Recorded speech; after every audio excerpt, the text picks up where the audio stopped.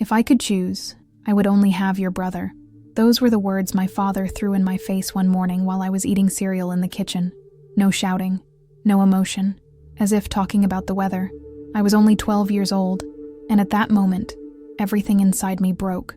He got up from the table, grabbed his car keys, and walked out, leaving me there, broken, with a spoon in my hand and a crushed heart. I didn't cry at the time. I was in shock. His phrase repeated in my mind like a broken record. I'd rather just have my brother, as if I were a burden, a mistake, an excess. Little by little, the penny dropped and my body began to tremble. It was as if, suddenly, my existence had been rejected by the one who gave me life. That morning changed everything. I stopped trying to please him, to start conversations, to run to the door when he got home from work. I started to keep quiet, walking around the house with my head down. He ignored me completely, as if he had erased my presence from the map. My mother said he was stressed, that it was a phase, but something told me it wasn't just that. Share this story to reach further. Subscribe to the channel, share this video on WhatsApp, and leave a comment telling me where you're listening from. I'll be very happy to read each comment. What I didn't know at the time was that contempt didn't come out of nowhere. It was part of something bigger, a closely guarded secret, a weight I would carry for 8 years, until the truth finally exploded. And with it, my entire story was rewritten. But before that, I would have to go through hell inside my own home. And the worst part, in silence. My name is Rachel. I grew up in rural Tennessee, in a town where everyone knows each other by name. My family has always been respected. My father was a university professor. My mother owned a charming bakery downtown. My brother, Noah, and I were known as the teacher's good kids. But behind the facade, our house was a silent trench, especially for me. Ever since I was little, I noticed that my father treated Noah with a lightness that he never offered me. He laughed at his jokes, watched his football games, gave him advice and gifts. With me, it was just demands, silence, criticism disguised as politeness. You chew loudly. You talk too much. You don't think before you act. Little by little, I began to accept that invisible role, until that sentence destroyed what little was left. My mother was the only one who tried to keep the peace, but even she seemed tired, sometimes even scared by the way my father treated me. She never confronted. She just deflected, putting out fires with hot cloths. I felt like she knew more than she was saying, that there was something there she couldn't, or wouldn't, tell me, and that made me even more lost. As for Noah, he was everything I wasn't. Confident, sporty, smiley, popular. He protected me sometimes, but he also pretended not to see what was happening, as if he preferred to maintain the image of a perfect family. He told me, "Don't take it personally, Daddy is like that with everyone." But he wasn't. He was like that only with me. Little by little, I started to distance myself from everyone in the house. He spent more time in his room, writing in diaries that no one read. I learned to swallow my tears and smile in photos. I no longer asked for hugs or explanations, but deep down, I still wanted to be loved. I just didn't know how anymore. After that day in the kitchen, everything became more obvious. My father no longer hid his contempt. He passed me in the hallway as if I were a piece of furniture, any object. I called my brother to talk, watch TV, play chess, and I listened from the bedroom, pretending it wasn't tearing me apart inside. I started blaming myself for everything. Was I really a burden? Had I done something unforgivable? I mentally relived every moment of my childhood trying to find the mistake, but nothing made sense. I was just an ordinary girl trying to fit in, and yet, it was as if I had been born with a factory defect. Things got worse when I turned 15. My mother organized a simple party just for the family. Noah gave me a beautiful necklace, and I almost cried at the gesture. My father, on the other hand, sat on the sofa, arms crossed. At the end of the night, he looked at me and said, "I hope you grow up someday." I ran to my room and cried myself to sleep. My mother knocked on the door later, but I pretended to be asleep. I didn't want comfort. I wanted dignity. But how do you maintain your dignity when even your own father denies your existence? It was there that I started to build a wall inside myself. Noah tried to keep things light, but I started to pull away even from him. It wasn't his fault, I knew, but it hurt to see how much he was loved by someone who ignored me. I wanted to disappear from the house, from school, from the world, but a part of me still wanted to understand. I still believed there was a reason, a real reason. and I needed to find out. At 17, I made the hardest decision of my life, leaving home. I was still in high school, with no money, no concrete plan, but it was no longer possible. The silence, the contempt, the constant feeling of not belonging were consuming me. I got an internship at a public library in a neighboring town and rented a small room with the help of a friend's mother. I left on a cloudy morning without looking back. My mother tried to stop me. He cried, begged me to at least wait until I finished school, but I couldn't. I said, "If I stay there for another month, I'll forget who I am." She hugged me tightly, but didn't say anything. He just handed me a small box with childhood photos and said, "So you remember that not everything was pain." My father? He didn't even show up. He didn't ask me where I was going, or if I needed anything. Noah texted me and said he loved me and was sorry. I replied with a heart, not having the courage to say anything else. At this point, my pain could no longer be expressed in words. In the first few months away from home, I felt free. I worked, studied at night, and even when I was tired, I breathed. There were no judgmental looks, no disguised absence of authority. It was just me, my choices, and an immense desire to rebuild what was taken from me. But the emptiness inside me continued to throb. I started therapy at 18, pushed by a teacher who noticed my anxiety attacks. It was there that I began to put names to what I experienced: rejection, neglect, trauma, and that's also when I understood I wasn't guilty. I never was. But there was still one piece missing from the puzzle, and it would come years later with an impact that would change everything. My leaving home caused an earthquake in the family. Some relatives sided with my father, saying I was ungrateful and impulsive. Others sent me hidden messages, saying they knew he was always hard on me. But no one did anything. No one confronted him. It was easier to paint me as a rebel than to accept that he never knew how to love me. My mother started calling me secretly. He said he missed me, that the house was silent. He spoke as if everything was normal, without ever mentioning the root of the problem. It was as if she was trying to maintain a bond without touching the wound. But I no longer accepted relationships in which the pain was swept under the rug. One day, Noah sent me a strange message. "Rachel, I need to tell you something that might change everything." My heart raced. I asked him to call, but he refused. He said it would be better in person. We arranged to meet at a small cafe, away from everything and everyone.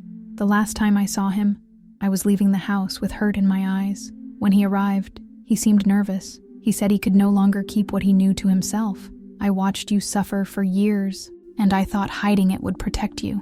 But what he said that day shook every structure of my soul, and it was there that I realized that the truth always finds a way to come out, even if it hurts.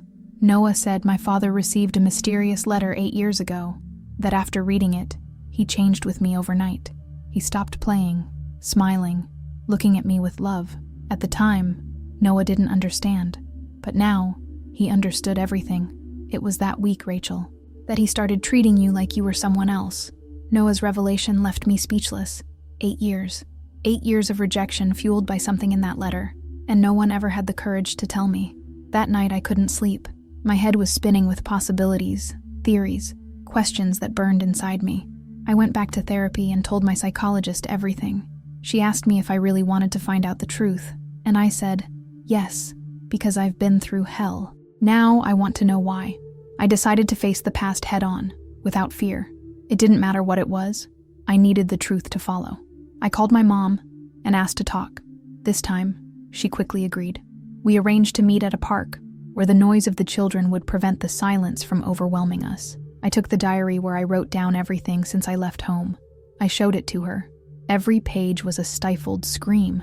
She read it silently, tears streaming down her face. Then he closed the notebook and said, "You deserve to know." He said that 8 years earlier, my father received an envelope with a DNA test, and along with it, an anonymous letter saying that I was not his daughter. That sentence was like a punch in the chest. I couldn't breathe. The world was spinning in slow motion. She said it was a lie, that she never cheated, that she didn't know who sent her, but he believed it. He refused to retake the test. He tore it all up. And since then, he has punished me as if I were living proof of a betrayal that never existed. My mother tried to protect everyone, but in the end, no one was saved. And there, I understood. My father hated me not for who I was, but for who he thought I wasn't. After my mother's revelation, I went home and stared in the mirror for hours. If he believed I wasn't his daughter, then who am I? I began to question everything. My name, my story, my place in the world. It wasn't just rejection. It was a complete erasure of my identity, and this doubt began to eat away at me in silence. Noah texted me asking how I was doing. I simply replied, "What kind of father would rather hate his daughter than seek the truth?" He was silent. There was no answer to that, just the realization that pride can be crueler than any DNA test. I started rebuilding my timeline. I took old photos, looked for dates, gestures, patterns. I tried to find proof that he had ever truly loved me. I found birthday videos where he smiled at me and carried me in his arms. Those records made me cry, because they showed that at some point, he saw me as a daughter. My mother started calling me frequently. She said she regretted not confronting him at the time, but it also said that he was a hard-hearted and close-minded man. He locked himself in pride and threw away the key. And unfortunately, it threw my relationship with him away with it. I stayed awake nights wondering if I should look for him, confront him, show him that he destroyed our relationship based on a lie. But was it worth it? Did I still want to be his daughter? Or did I just want him to admit he destroyed me for nothing? I decided to write a letter, not to send, but to lighten the load. In it, I wrote everything I would have said if he were standing in front of me. I told him about the day in the kitchen, about the pain I kept, about the wall I built, and at the end I wrote, "You lost me by choice, and that too is a form of abandonment." Reading that letter aloud was like vomiting up years of pain. I cried alone, trembling, embracing my own words, but for the first time, I felt relief. It was as if I had finally returned that pain to the person who truly caused it, even if he would never listen. A few days later, I received an unexpected call. It was Noah. He said our father had heart problems and that his health was deteriorating. "If you want to see him, you might not have much time." I was paralyzed. My body reacted before my mind. It was the chance for a final settlement, or a definitive end. I traveled the next day. I arrived at the house where I grew up feeling a chill in my soul. Every corner still carried suffocated memories. My father was in the room, lying down, thinner, tired, but the eyes were still the same. Hard, restrained, proud. When I walked in, he looked away, but after seconds that seemed like eternity, he said, "You came." I nodded. I didn't cry. I didn't bow. He was the one who owed something, and now he knew it. I stood there, standing in the doorway, staring at the man who had denied me for so many years. He seemed smaller than I remembered. That giant who had once made me feel unwanted now seemed like just a frail old man with a rotten truth in his chest. For a moment, I almost felt sorry for him, but the pain inside me was still stronger. I took a deep breath and moved closer, carrying with me all the years I had had to silently swallow my tears. I sat beside the bed. The room was stuffy, the windows closed, as if time had stopped inside. He slowly turned his face and looked into my eyes, as if searching for something that no longer existed. "Do you know why I changed with you?" he asked, his voice hoarse. I replied with a hard look, "Because you chose to believe a lie." And he lowered his eyes, as if shot straight to the pride. He tried to explain, but the words wouldn't come. He said he felt betrayed, humiliated, made a fool of. He said he couldn't handle the possibility that I wasn't his, but he never confirmed anything. He never sought the truth. He preferred to erase me rather than confront what truly hurt him. And in that moment, I realized he didn't want to know. He wanted to punish me, even if I was innocent. "You were the most like me. Maybe that's why it hurt so much." That sentence shattered me, because in my entire life, what hurt most was not being seen. And now, he admitted he saw me, but in a distorted way, corrupted by fear, ego, and anger. My chest filled with a strange mixture of pain, pity, and relief. He was finally saying it, even if it was too late. We remained silent for long minutes. He didn't apologize. He didn't kneel. But, in a twisted way, I understood that this conversation was all he could give. I stood up, and before leaving, left the letter I had written on the dresser. "Read this when you're ready," I said, without waiting for a reply. I didn't look back. This wasn't reconciliation. It was liberation. I left that house with my chest aching but lighter. I hadn't fixed anything, but I also no longer carried the burden alone. He knew, and that was enough. Because sometimes the justice we need doesn't come with excuses. It comes with the weight of the truth bearing down on those who denied it for so long. And now, for the first time, that weight wasn't mine. Returning to my hometown was like walking through a minefield. Every corner held memories I'd tried to forget. People who pretended not to see what I was going through. Moments that made me believe there was something wrong with me. But now I saw everything differently. It was never my fault. And I wasn't half of anyone. I was whole, even after everything. I began working with young people experiencing emotional neglect. I told my story with the care of someone who knows where it hurts. Not to relive the pain, but to transform it into a bridge. I saw girls and boys in my eyes. Children who were also told they were mistakes, leftovers, problems. And I told each of them, "You are not what they said you were." That sparked a spark, and it was beautiful to see that ignite in someone. I went back to college. I finished the course I'd dropped when I ran away from home, psychology. It was as if understanding the human mind helped me mend my own. In class, I heard about trauma, projections, denial, and it all made sense. My father hadn't known how to deal with his pain, but I now knew how to deal with mine, and that difference was what set me free. One day, I ran into an old teacher. She said she thought I was one of the most sensitive students she'd ever had. I was speechless. I'd spent so long thinking my sensitivity was a weakness that hearing that shattered me. But it was true. The pain that had once silenced me now gave me a voice, and that voice was no longer that of a girl trying to be loved. It was that of a whole woman, and aware of her worth. I started giving talks, at schools, NGOs, even companies. My story, once a burden, became a tool, a key, a flag. And every time I said out loud, "My father said he'd rather have just my brother," I saw the impact. People stopped. They were moved. And they waited for the most important part, what I did with it. And I said, I survived. And I chose to live anyway. Today, I no longer carry the title of rejected daughter. I am much more than that. I am someone who learned to love herself after being rejected, someone who broke a cycle, who chose not to repeat the pain, and above all, someone who knows exactly who she is. Because, in the end, what my father didn't understand is that you don't erase someone just because you don't want to see them. And I now am impossible to ignore. A few months after our conversation, I received a call from Noah. His voice was low, hesitant. "Rachel, it's Dad. He had a heart attack. He's in the ICU." My body froze. Not because I still hated him, but because part of me still carried the weight of not having heard the words I'd waited a lifetime for. I took a deep breath, unsure of what to feel. The pain was still there, but now there was also something new. Clarity. I went to the hospital that same day. Noah was waiting for me in the reception area, visibly shaken. "He asked for you," he said. My legs weakened. This wasn't normal. My father would never admit it if he weren't about to leave. I walked into the room, not knowing what I would find. He was weak, pale, with tubes and monitors everywhere, but his eyes still held that bitter firmness I knew so well. I sat beside the bed, wordless. It was he who broke the silence. "I read your letter. Every line."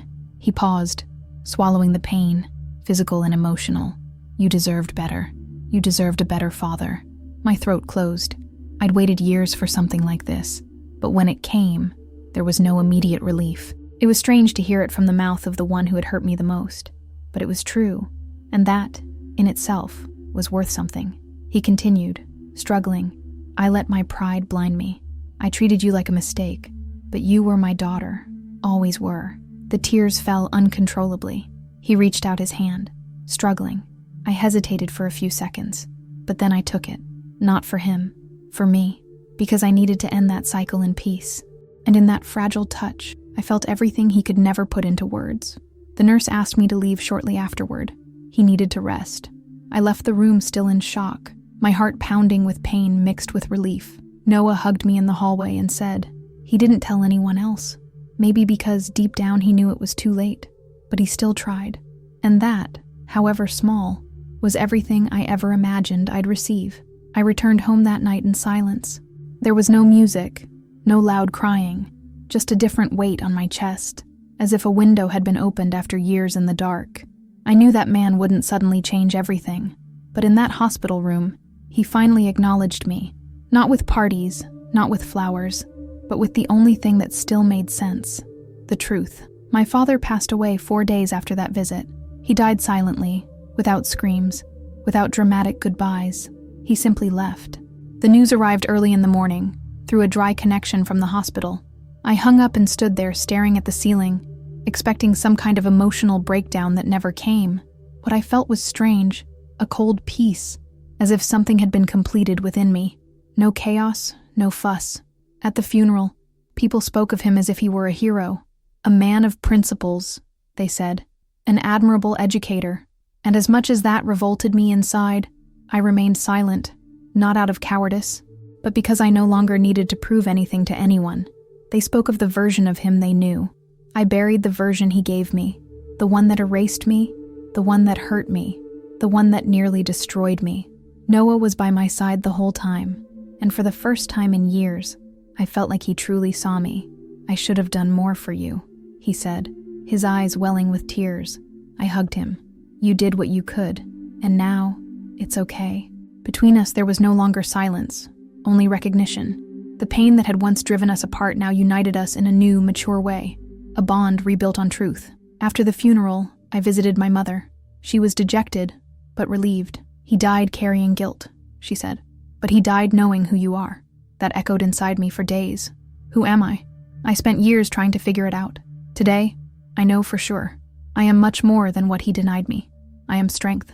I am survival. I am the result of a journey that broke me, and yet made me whole. Back at my apartment, I took out the box of memories I'd kept for years. Photos, notes, notebooks, diaries. I took everything and burned it in the backyard. Not out of anger, but as a ritual, as if closing a chapter slowly, but with conviction. I stood there watching the smoke rise. It was the pain fading. It was the rejected girl giving way to the woman who finally knew her own worth. That night was silent, but different from all the others. There was no loneliness. There was presence. My own presence. The certainty that I had gotten through the worst, and that I had come out the other side. And maybe, just maybe, that was the ending I needed. Not one of perfect reconciliation, but one of true liberation, where the pain doesn't disappear, but stops ruling everything. After my father's death, something inside me began to shift. It wasn't immediate, nor was it romantic. It was slow, like when you learn to walk again after years of limping. I began to recognize myself, to look in the mirror and see a woman who survived abandonment without becoming bitter, who felt anger, yes, but who didn't let that anger become her identity. I returned to my social projects with greater strength. Working with rejected teenagers and young people, like I was, became more than a job. It became a mission. I found in them the most honest version of my own story. Every conversation, every hug, every shining eye that said, "I thought it was just me," gave me meaning. I didn't want to be a heroine. I just didn't want anyone to feel what I felt alone. I launched a YouTube channel.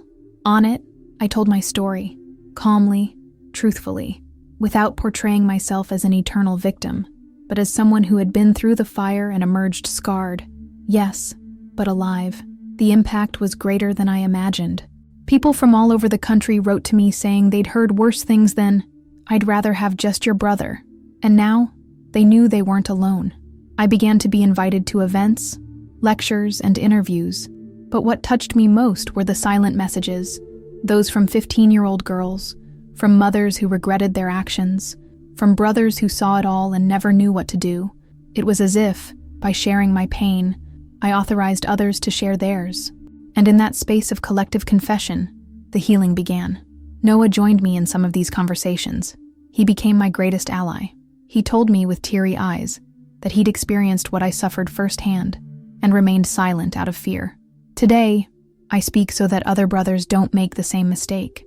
We reconnected in a new way, without masks, without competition, without fear of talking about what hurt. And I, Rachel, have finally become everything they said I couldn't be. Not because I proved anything to anyone, but because I proved myself capable of writing my own story, with my own voice. And now, every step I take is conscious. Every relationship, chosen. Every silence, broken. Because if there's one thing I've learned, it's that the truth can be painful, but silence kills from within. With my story in hand, I began planning a book. Not out of vanity, but out of necessity. I wanted to record it all in depth. I wanted to leave something that would last beyond the video, beyond the talk, beyond the channel. Something someone could look at on a difficult day and say, "This is me, and now I know I can get out of this mess." Each chapter was a reopened wound, but written with the steady hand of someone who no longer bleeds. During the process, I met someone. Someone who wasn't intimidated by my baggage, who listened to me with genuine interest, not pity, who didn't try to fix anything about me, just accepted me as I was. For the first time, I didn't have to hide parts of myself to be loved. And that, for someone who grew up hearing it was a mistake, is revolutionary. It was like finding shelter in the middle of a storm.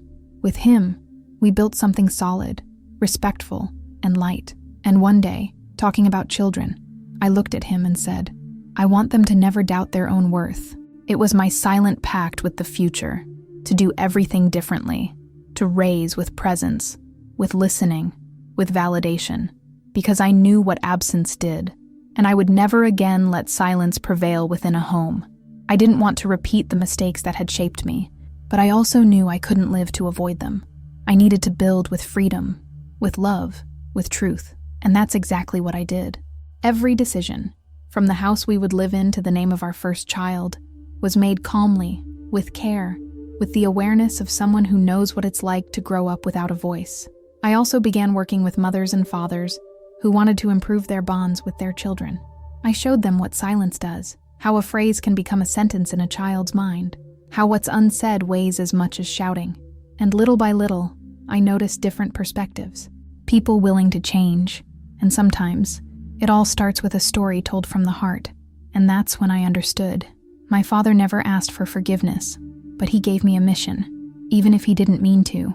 He showed me what you should never do to a developing heart, and he gave me the tools to do the opposite. Today, I transform pain into purpose, and that, as hard as it may seem, is the most beautiful thing life has taught me so far. Today, I understand that the phrase that hurt me, I'd rather have just your brother, wasn't about me. It was about him, about the flaws he couldn't face, the pain he didn't have the courage to heal. I was the target, but never the problem. I spent years trying to understand what I did wrong, when in reality, I simply existed. And for him, that was already too much. But for me, this is now my greatest source of pride. I existed anyway. The girl who grew up trying to be seen became the woman who learned to see herself, and more than that, to validate herself. I understood that the love I lacked doesn't define the love I deserve, that the silence that surrounded me no longer needs to echo. Today, I create my own sound. I write my own story. I allow myself to feel, cry, grow, fall, and rise again, all in my own way, with truth, with presence. My brother Noah is a fundamental part of this new version of me. We rebuild ourselves together, without pressure, without masks. He listens to me attentively, and I welcome him with empathy. We no longer carry the burdens imposed on us. We transform them into learning experiences, and that's what we carry forward. The responsibility to do things differently, even after so much silence. Anger no longer rules me. It existed. It moved me for a long time. But today, what moves me is purpose, love, truth, and the mission to be a bridge for those still trapped in pain they don't understand. Because if my story, with all its cracks, helped someone breathe with less guilt, then it was all worth it. Everything, even that sentence that destroyed me, because now, it's built me too. I'm no longer afraid of repeating my father's story, because today I know the cycle has been broken, and I was the one who broke it, with courage, with pain, but also with awareness. And if there's one thing I want you to take away from this story, it's this. You have the right to exist. Even if they say they'd prefer another version, you have the right to be whole, to love yourself, to rewrite everything. If this story touched you, subscribe to the channel now. Share this video on WhatsApp. Send it to someone who needs to hear it. And comment here from where you're watching. I'll read every comment with an open heart. Your pain doesn't need to be a secret. And your story can still have a different ending. Thank you for listening this far. You matter a lot.